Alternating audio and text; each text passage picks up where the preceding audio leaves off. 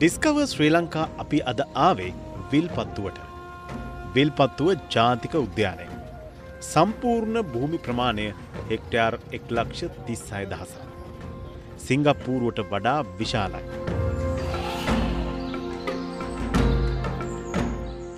විල්පත්තුව කිව්ව ගමන් මතක් වෙන්නේ කොටි. කොටි බලන්න ලංකාවේ ප්‍රසිද්ධම උද්‍යානයක් තමයි විල්පත්තුව ජාතික උද්‍යානය. කොටි බලන්න ප්‍රසිද්ධ වුණාට කොටින්ට අමතරව තවත් සත්ව විශේෂ 1000කට වඩා විල්පත්තුවේ දකින්න පුළුවන්. ශ්‍රී ලංකාවේ වලහ බලන්න පුළුවන් ප්‍රධාන ජාතික උද්‍යානයක් හැටියටත් විල්පත්තුව ජාතික උද්‍යානය සැලකෙනවා.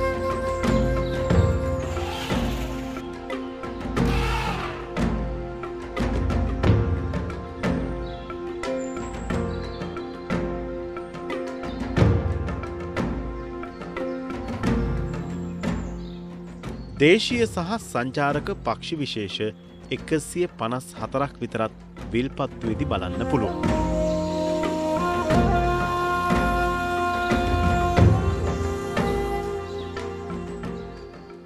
අනික් ප්‍රධානම කාරණය තමයි විල්පත්තුවේ තියෙන විල්.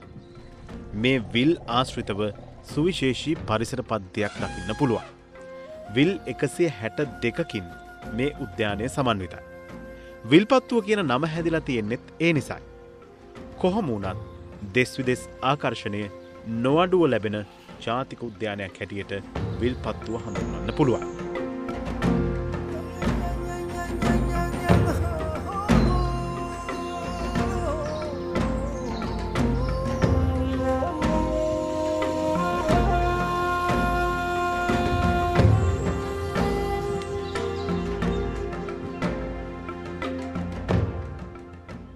කොටි බලන්න බොහෝ දෙනෙක් විල්පත්තුවට එනවා.